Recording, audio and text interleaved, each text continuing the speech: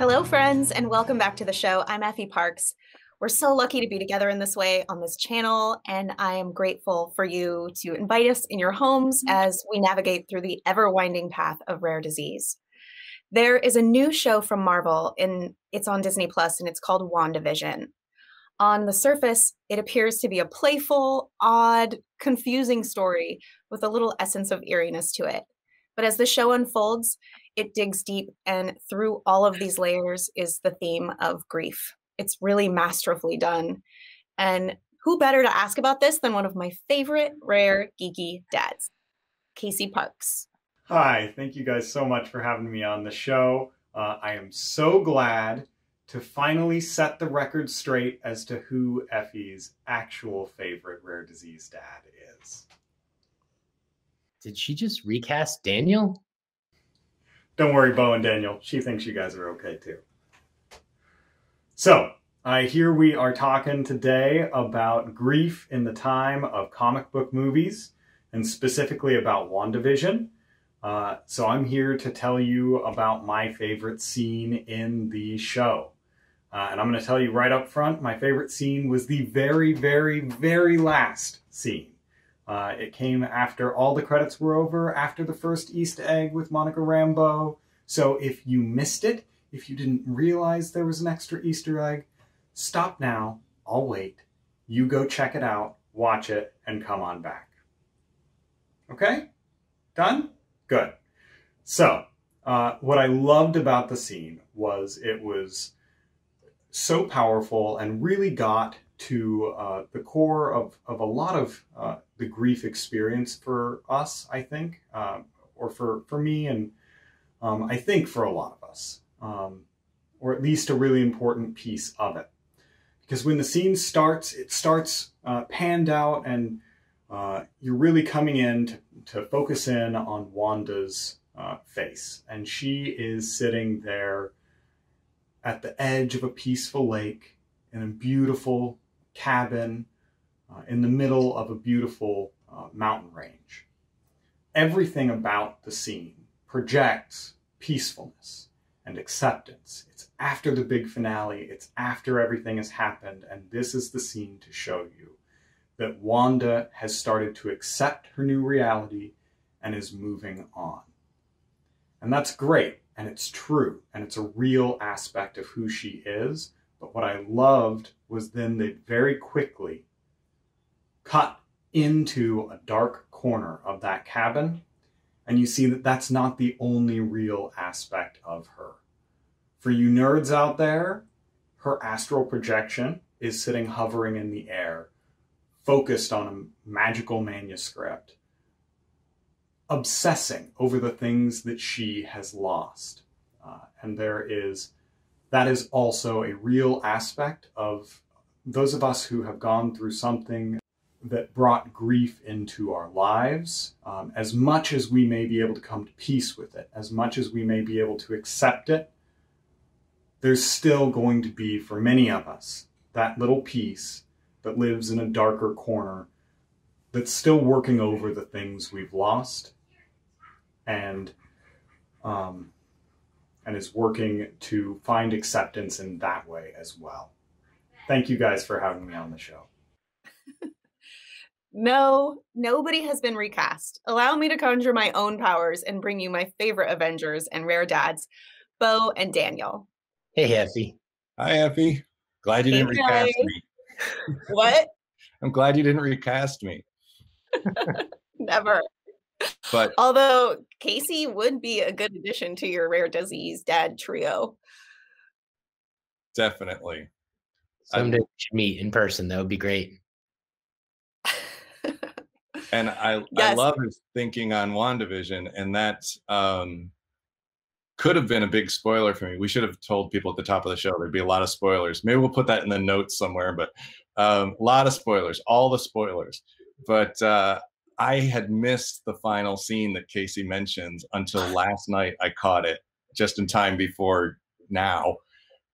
But I could also see it a little differently than he does, which is like, she's drinking her tea, she's doing self-care, she's doing the kind of things you should be doing when you're grieving. She's off alone in the woods. That's awesome. But then you see the mysterious version that's energized and maybe, too magical and everything. But she's really just reading a self-help book, right? Yeah, I actually think I kind of got that little feeling too in the beginning until I saw the back room. And when Casey explained it to me of what his insight was, I was so jealous that he got it so much deeper than I did because it made perfect sense. Today, we have a special guest who is grieving and also loves WandaVision. Becky Benson is an author and rare mom, and she's joining us to share her perspective and grief and loss after having only 3 short years before losing her daughter, Elliot, to Tay-Sachs. So come and join us, Becky, as we talk through WandaVision. Hi, Effie and Daniel and Bo. I'm so thrilled to be here with you today. And of course, I'm thrilled to be talking about WandaVision. I think that for all of us who are grieving, that has really struck such a chord. So I love the undertones in that show. Just kind of still talking about WandaVision.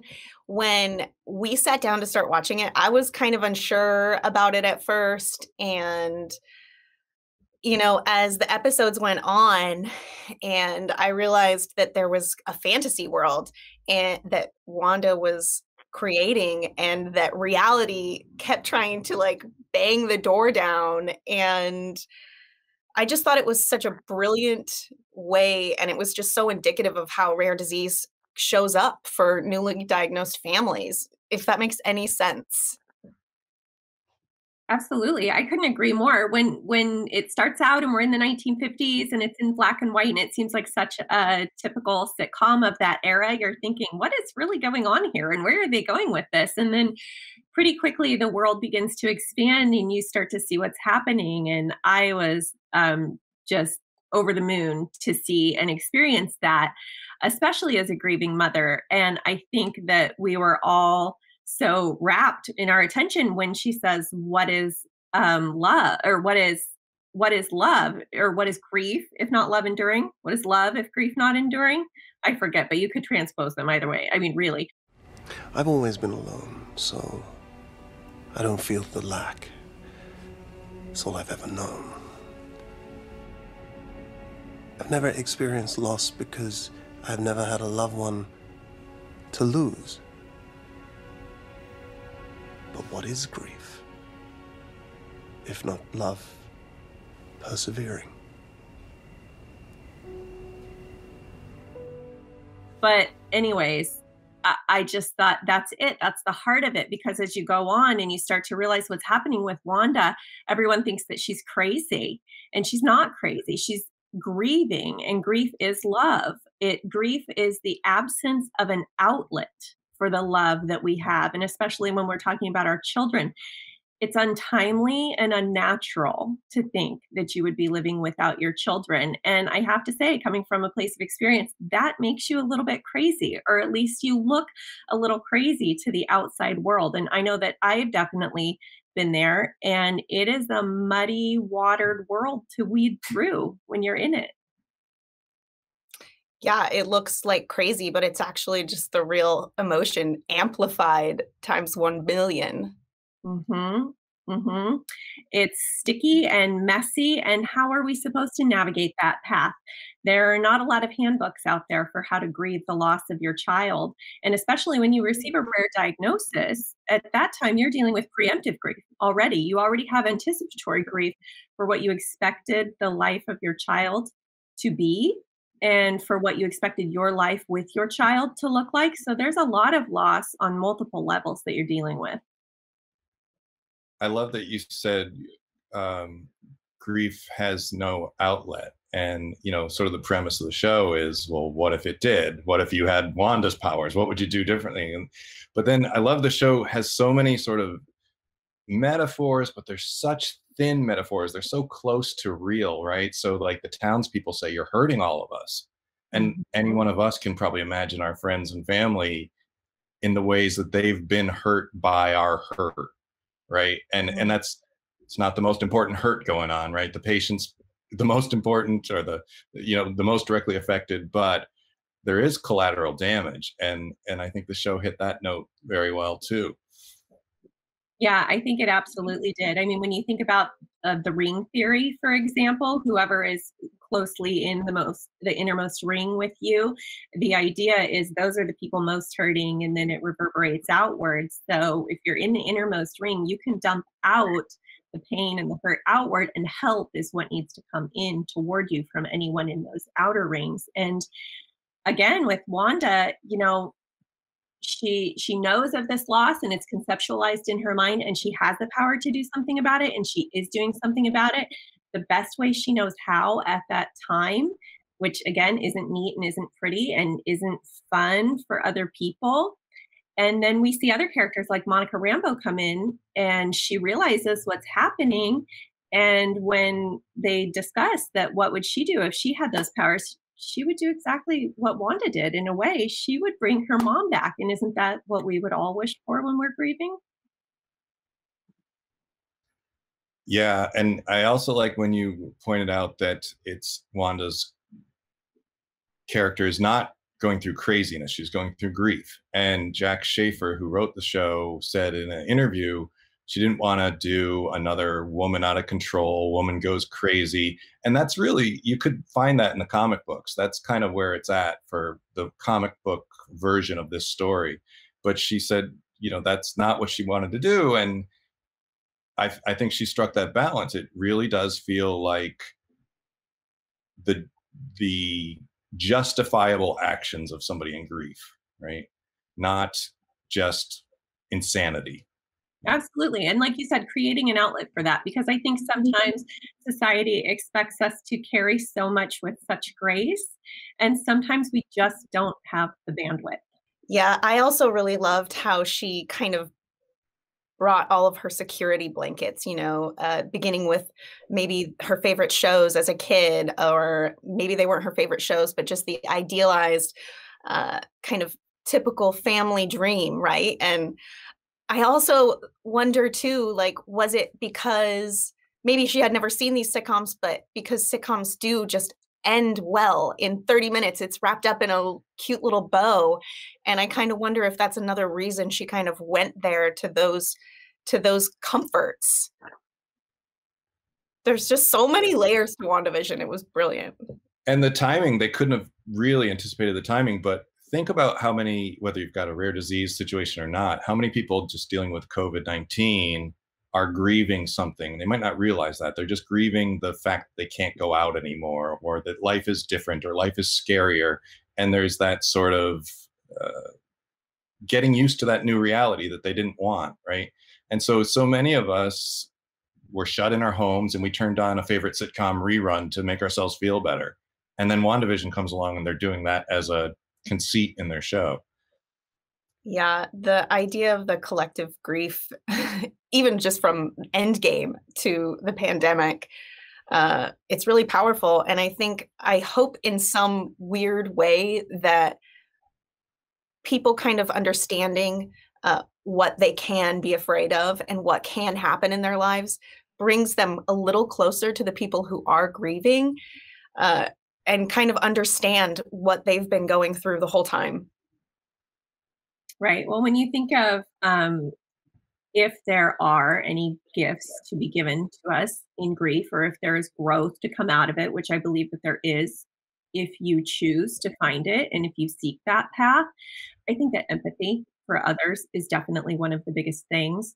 You know, I know through my experience that having a child with a life-altering diagnosis and with a terminal illness, and now a child who has died, that I absolutely 100% and am able to connect with others on a level that I wasn't before.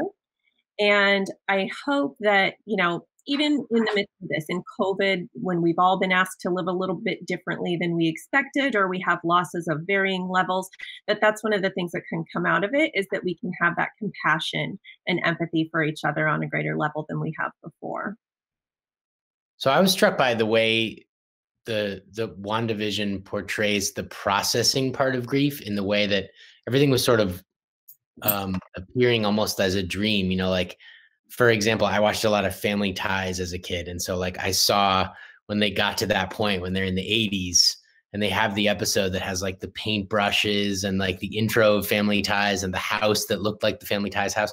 It was like the idea of sort of superimposing your own sort of experience on a thing that you know well, in the way that a dream does, in the way that you had a dream. Like I was in the Family Ties universe, but it was like me, and it was me dealing with this thing that I had to deal with.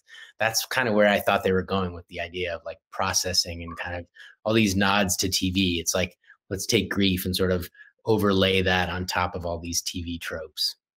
Well, you know, we were able to get our hands on a deleted scene from WandaVision, and apparently there was a next door neighbor who was a rare disease mom who had powers of her own. Check it out. You may have defeated Loki. Now you'll have to face me.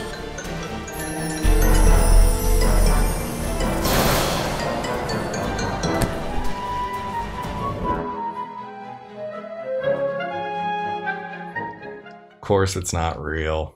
It's just the home movies from the DeFabio house with my wife and my younger son playing Marvel awesomeness. Well, let's leave the fantasy world for now and get into reality. Becky, I have a couple questions for you. In your book, you talked about the fact that you knew deep down that something was wrong with Elliot. And you soon after got a diagnosis of Tay-Sachs, which obviously took the earth off its axis for you. And you made business cards that you ended up handing out to people when you were in public, whether it was because they were looking or asking questions.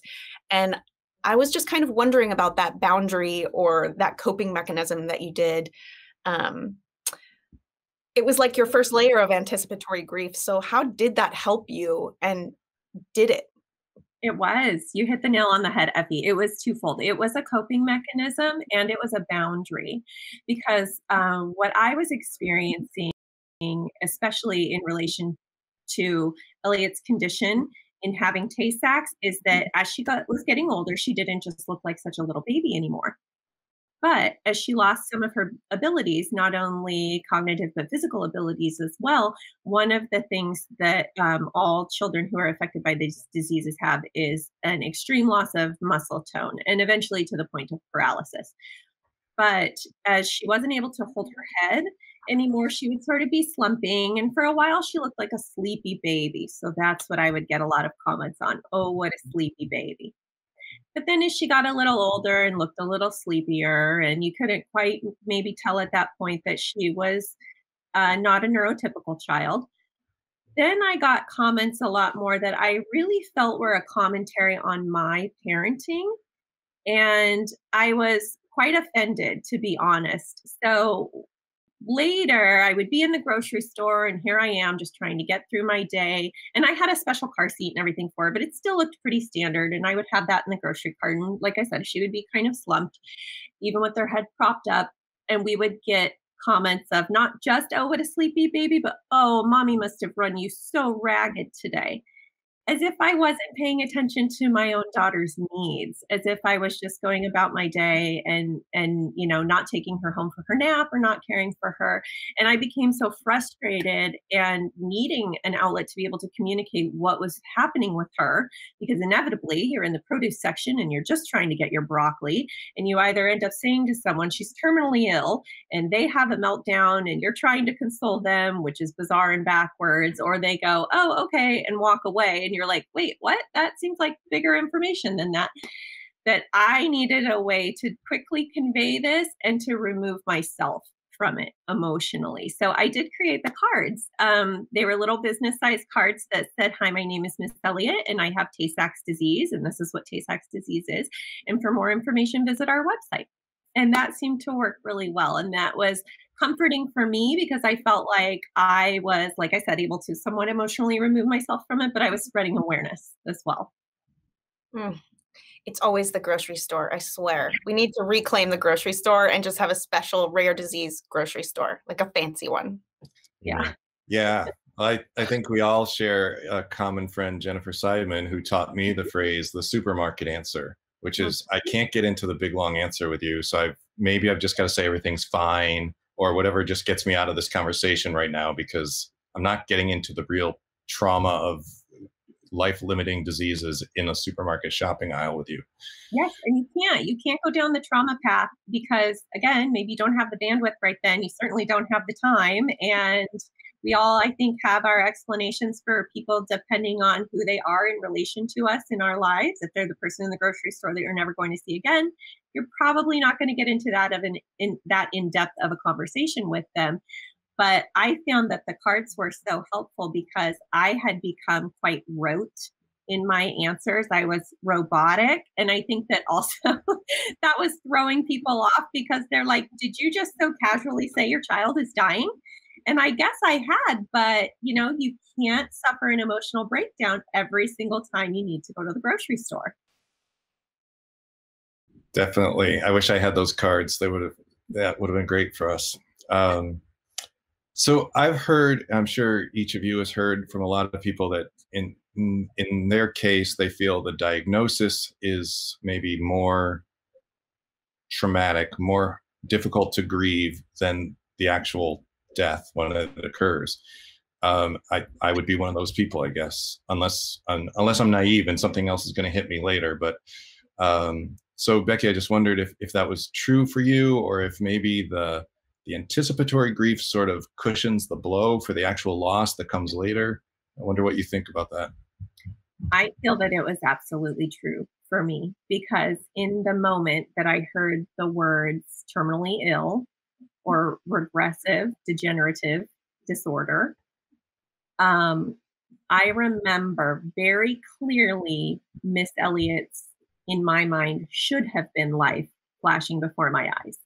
And, I think when you have children, you're living from a place of entitlement for what you think or expect their future would or could or should be simply by bearing them. And I remember sitting in the doctor's office, immediately realizing, first of all, not only hearing it and processing it and wanting so desperately to pick up those words off the ground and shove them back down the doctor's throat because I did not want to accept this. That was it. That was the end of my expectation for what I thought Miss Elliott's life was going to be. And so that was no Girl Scouts and soccer camp and graduations and walking down the aisle and all of those things that you hope for when you have a child. And so at that point, I had to make a shift in those expectations and then really start focusing on what we did still have. And she still had time and how to make it beautiful and meaningful and valuable. And my goodness, she has been my greatest teacher in the entire world. So I felt at the time that I knew an end was coming, a more finite date, or at least sooner than I had expected, and that I was doing the work to prepare and understand. And then, of course, the day rolled around where Miss Elliott did leave us, and I was completely unprepared because I don't think that it's something you can prepare for, even when you know the end is coming. But I had had 3 years of anticipatory grief. So I think hopefully maybe in some ways it cushioned that blow, if that's a thing that even exists. I was understanding of it. I don't think any parent ever accepts it, but I knew the reality at hand and intended to face it head on. So I did do my best to work through it preemptively. There's something in there you just said about the expectation of the child you would have or could have or should have had. And Effie has a great term for that. She calls it the fictional child.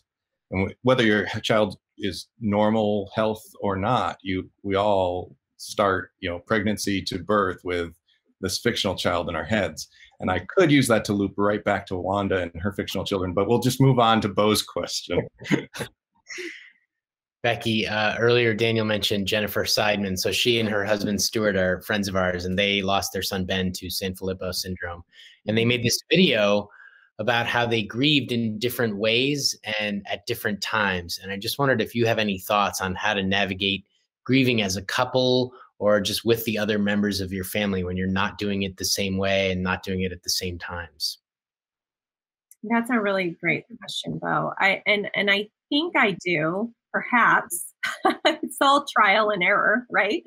But I know that with the National Tay-Sachs Association, one of the things that we do is we have an annual family conference every year. So all of the families of the various diseases that we represent come and attend, and we used to do that in person. And this is upcoming. We have our second virtual family conference. We really hope to be in person again next year. But anyways, one of the things that I always give my, of course, unsolicited advice to new families that I see who are diagnosed when they attend conferences for the first time and sit in their sessions are to give your partner grace, because likely you will not be on the same page at the same time.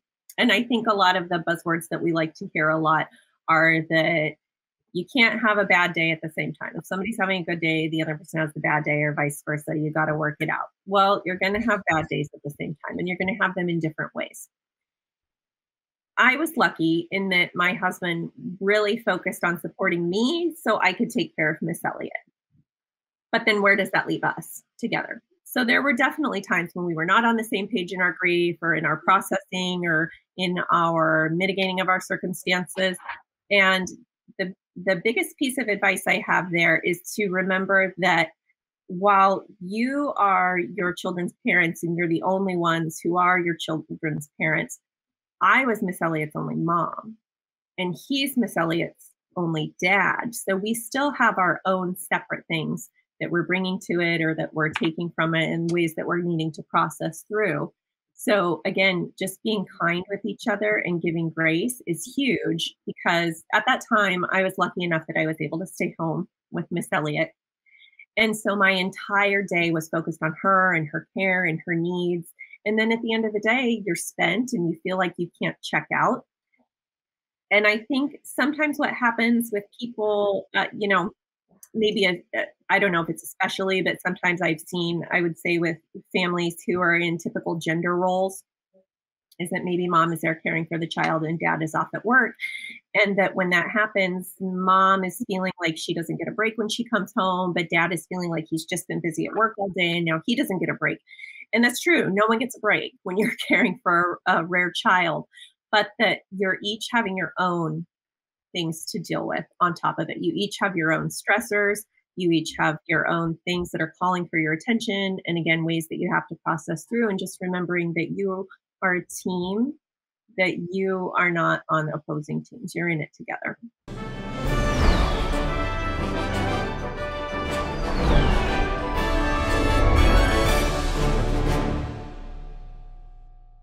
So I understand Miss Elliott has a pretty special sibling. Is that right? She does. She does. So Miss Elliott was our second daughter. And as you know, she passed away when she was just 3 years old. But if she were still here today, she would be 12. And our older daughter, Skylar, is 4 years older, so she is 16. And Skylar is a pretty special girl, if I'm not at all biased. I would say that she has such a head on her shoulders with compassion and empathy for others, and she has a real heart for service. So because of Miss Elliott's life, Skylar is really interested in pursuing a career in genetics, and she would like to be a geneticist to help other families who are struggling with some of the issues that families like ours have struggled with, especially regarding diagnosis. So she's doing wonderful right now. She's both a junior in high school and a freshman in college. And that's her career aspiration, is working toward becoming a geneticist. That's fantastic. Becky, would you spin the wheel, please?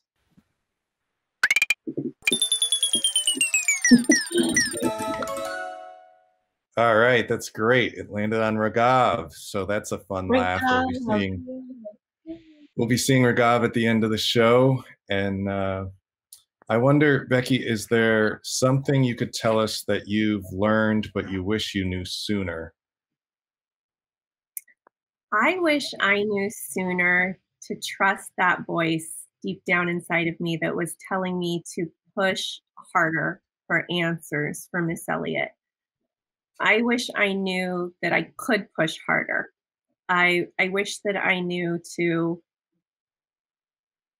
make sure to ask all of the questions and to find out more sooner. Our path to diagnosis was somewhat winding, which of course is not unusual and also not as long as others have had. But I was on the hunt for answers for a long time because I knew that something was wrong with Miss Elliott. And I thought that what she needed was intervention. I thought that she needed help to help her get over the hump of whatever was happening, whether it was just physically or also neurologically. I didn't know, and I didn't know where to turn. So it was 10 doctors and many months later. And I will never forget the fact that in one evaluation, someone wrote down, "Baby is fine, mom is overly concerned." And then, of course, this same person would praise me many months later for being so in tune with my daughter that I was pushing for those answers. But that's my advice of what I wish I knew sooner was that what we were facing was bigger than I thought, and waiting wasn't helping. So just listen to that intuition that you have and push harder.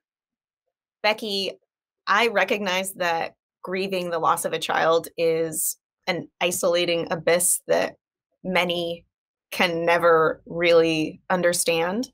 And I wonder how can people, we're really bad at it too, right? People aren't good at grief. We're not good at understanding it and talking about it. And I just wonder, what are some ways that people around you can show up and help you carry that burden? That's a really great question. I think, again, in this world where we're all wanting to connect with each other or wanting someone to reach out and connect with us and maybe not knowing how, what I will say is that please just be there. Be there for me. Be there for that friend that you know that's suffering through a trial. And on the other side of that, don't be afraid to reach out. When someone says, "What can I do for you?" you tell them. Don't be afraid to ask them for something. If you want them to come over and fold your laundry, you should ask for that. If you just need your yard mowed, you should ask for that. Because I think that when we don't communicate, the expectation is what's hanging over us, but no one knows. What I will say is that you will never remind me that my child has died. I have not forgotten. Speaking her name does not bring a tear to my eye. It brings joy to my heart. It is music to my ears. And I will be forever grateful for anyone who just shows up and sits with me and speaks her name and allows me to continue to speak her name, just like anyone else wants to speak about their child. It's really simple things that make a difference, and it's just showing up for someone. Thank you, everyone, so much for joining us today, and especially Becky Benson for joining. Please visit her at beckybenson.com and her book, 3 Short Years, where she shares her story about grief.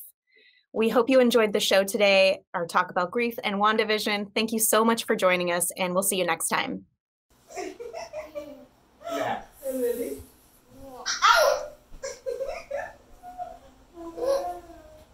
One more day, funny sound. She's gonna put your foot up.